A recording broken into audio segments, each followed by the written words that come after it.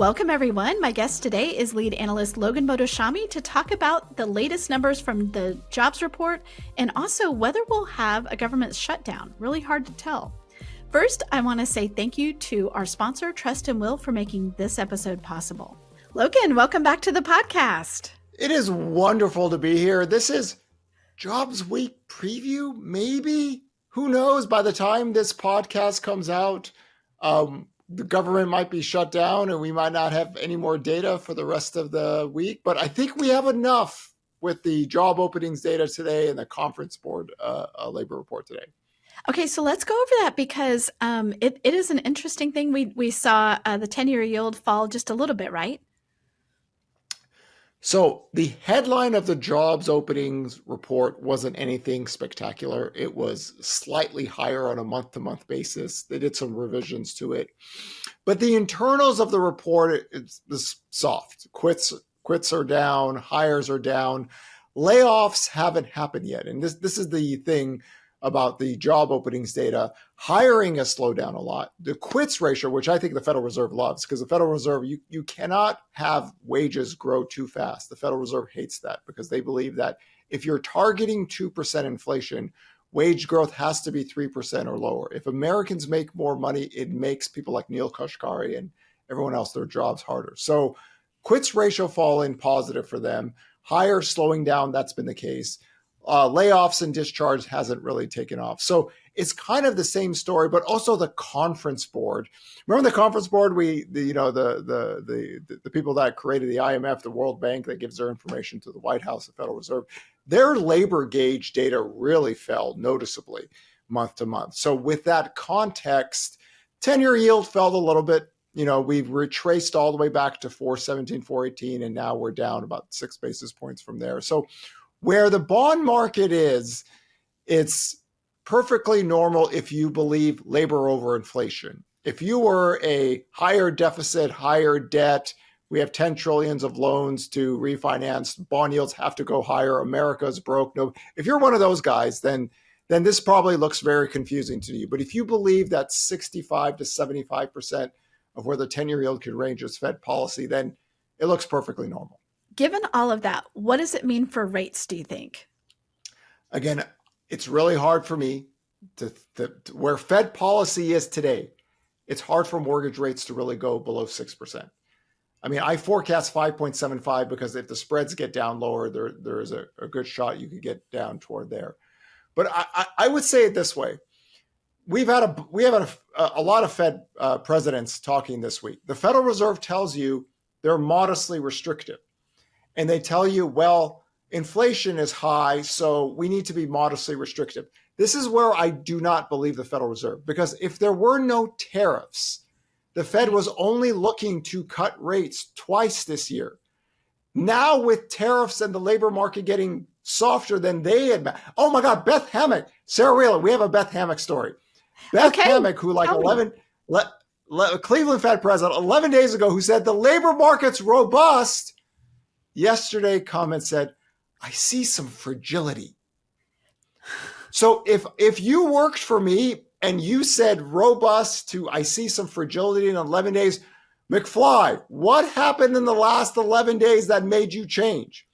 You don't look at the aggregate data for 12 months, but in the last 11 days, you go from robust to fragile. No. So in any case, the Federal Reserve keeps on saying we're modestly restrictive. And then they say we're not far from neutral policy. If there were no tariffs, it would have probably been the same, right? Even with the growth rate of inflation, until they come out and say, by the way, if there were no tariffs, we would have cut rates much faster than the market would have thought. Then I would believe them. But they never say that. They have never said that once. All they keep on saying is modestly restrictive, the labor market. If they come out and make that more clear, then you could have an authentic discussion. But we would have been here anyway, because they have never given the indication that this labor market is soft enough for them, right? Because jobless claims are low and the unemployment rate is still low historically. Their words, not mine. They keep on saying this. In the old days, the Federal Reserve used to say that 5% unemployment rate is full employment. They used to say in the like 1990, 6% unemployment rate is full employment. So I don't believe them because I read in between the lines, but if the labor market didn't get softer, the 10-year yield wouldn't be near 4%. We wouldn't have near 6% mortgage rates. And again, the story for mortgage rates is the spreads this year. So the jobs data is kind of just still saying the same thing. Softening labor market, but not breaking. There are subsectors of the economy which are losing jobs. They don't care because they look at jobless claims data. And even in the job openings data, you have a layoff discharge area, and that hasn't accelerated higher. Until jobless claims break up higher, head toward 323,000 4-week moving average, or the job openings layoff and discharge data starts accelerate. We're just going to hang around here. We'll see what it is. We're modestly restricted. They keep on saying it, modestly restricted. Yeah, the labor market's getting softer, but we're still going on.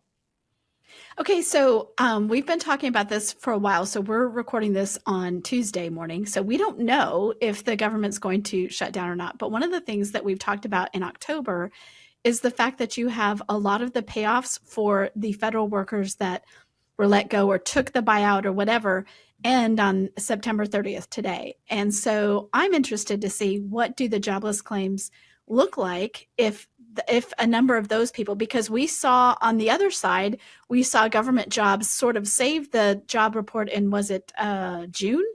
And so, or one of the things, so on the other side, will we see a rush of people in government jobs pushing up the jobless claims numbers?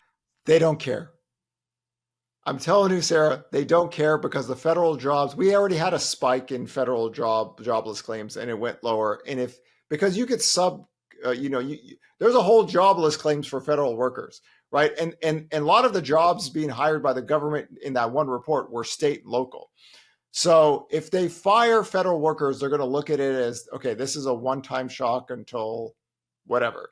There's 162 million people working in America. There's 100,000 supposedly people that are going to get laid off. They'll look at it as that's not big enough. They care about the aggregate data. If consumption starts to slow down, and the labor market is never linear, once it breaks and it spreads out everywhere.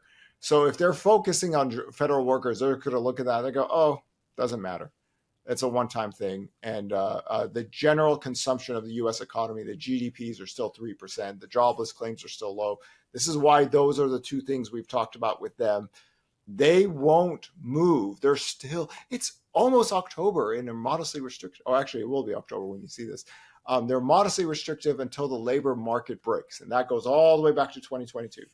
It's going to be frustrating for people, but no matter what they see in the data, it doesn't make them take that next step.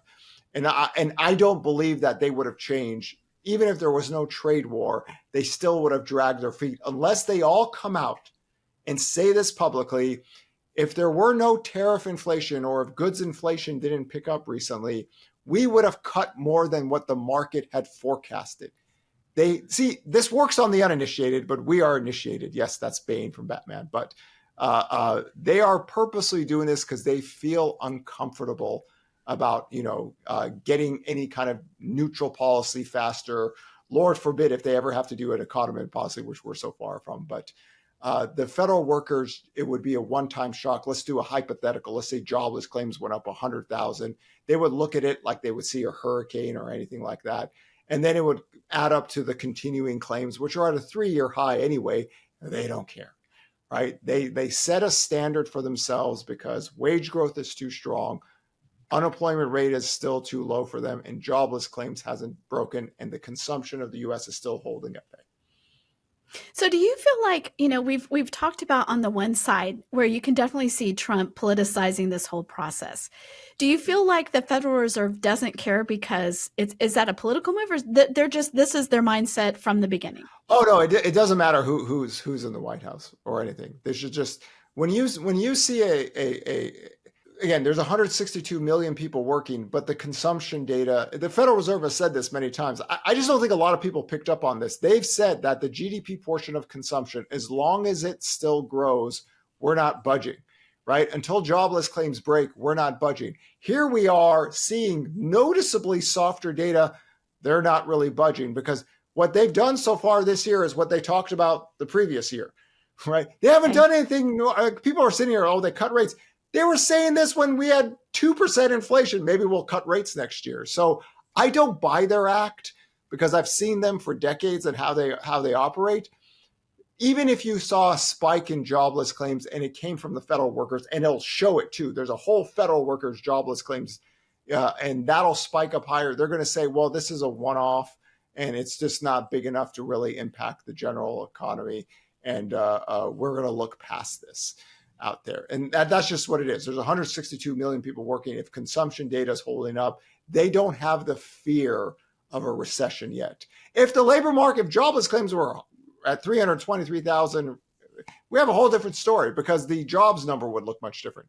But we're not there yet. And this is why we've always highlighted that 323,000 jobless claims number going back to late 2020. Until that happens, don't go in the recession talk, and they will not move. They are still October 2025 telling everyone today, I saw 3 Fed people, modestly restrictive, modestly restrictive, modestly restrictive.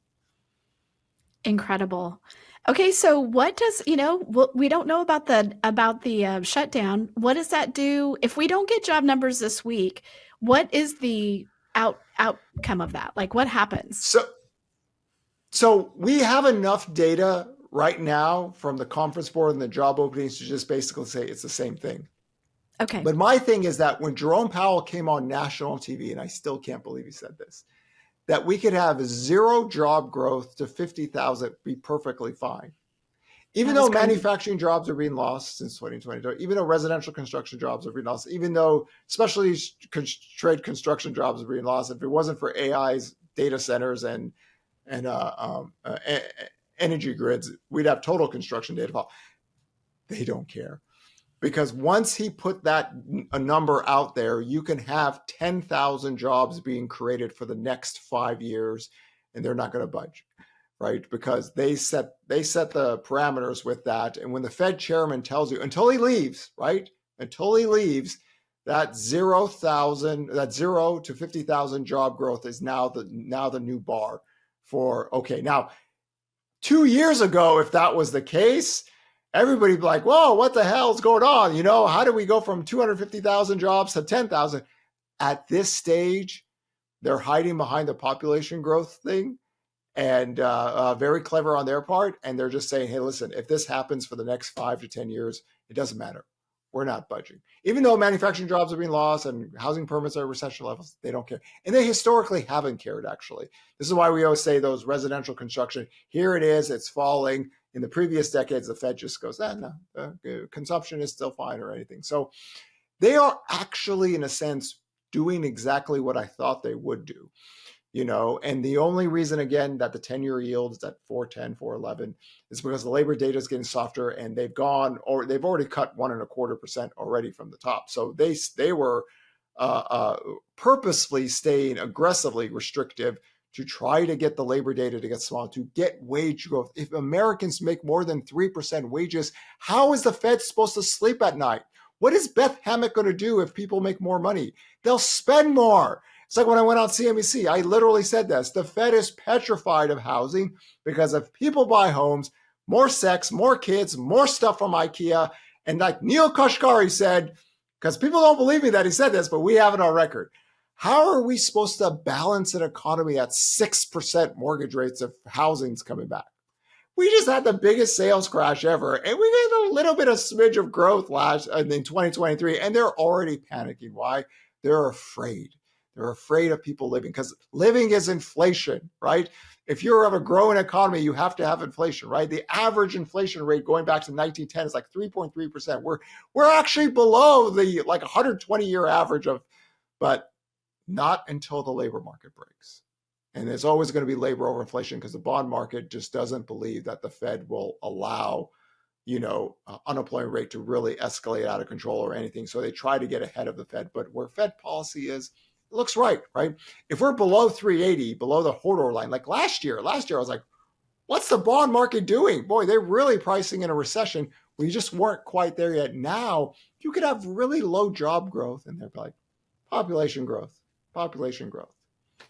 Okay, so let's talk about population growth. What is their argument, and why do you think it's not valid on the changing, on why they've adapted to the population growth? Because we have slightly more unemployed workers than job openings, and they've always highlighted that as the main thing. They don't like having more job openings than unemployed workers, and the last 2 months that flipped, and they're still using the population growth. We have three subsectors of the economy losing jobs. They don't care. So if we have subsectors of the economy losing jobs, we have housing permits at recession, and now you have more unemployed workers than job openings. And those are the data lines that you told us to track. And now they come and say zero job growth to 50,000 acceptable. No, homie, that doesn't work. That might work on somebody who's uninitiated, but that just doesn't make sense anymore because, again, they are so petrified for like getting to neutral policy because what if more people buy homes? What's going to happen? There's going to be more stuff, right?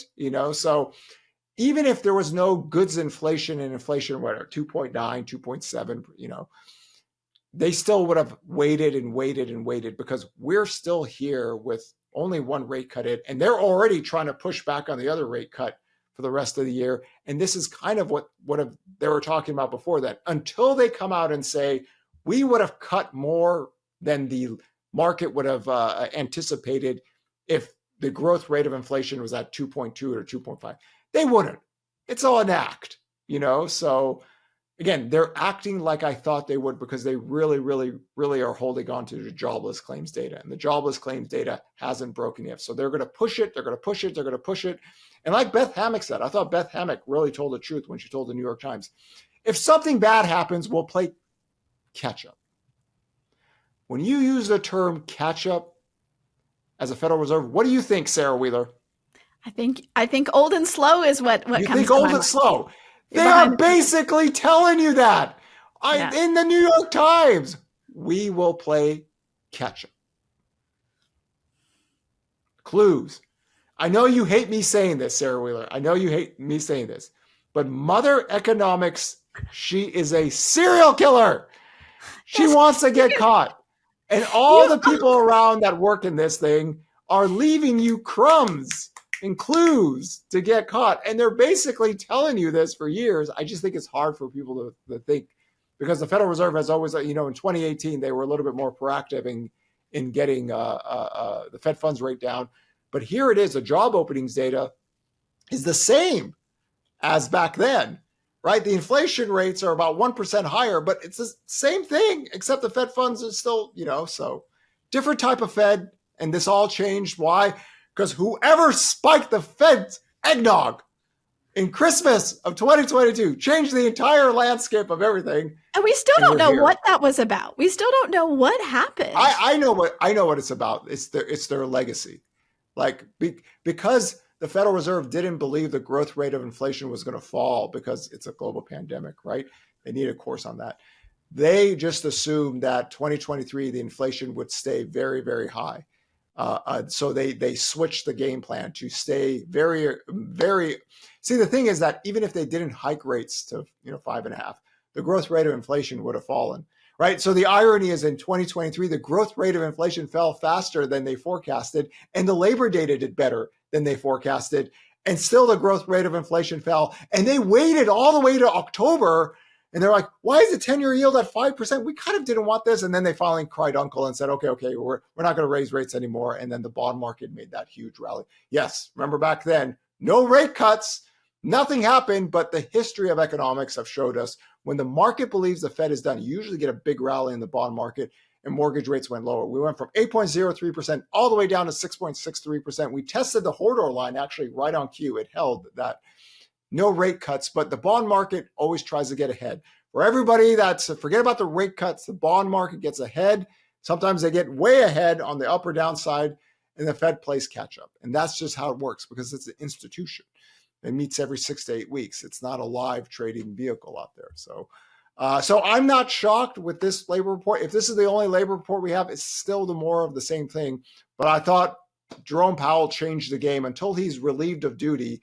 that 0 jobs and 50,000 is now very acceptable for the Federal Reserve not to go any more aggressive.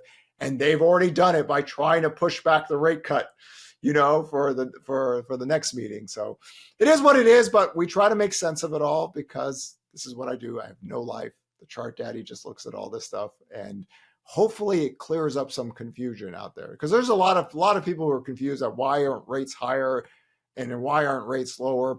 But it all kind of makes sense. If you think 65 to 75% of where the 10-year yield can range and mortgage rates can range is Fed policy.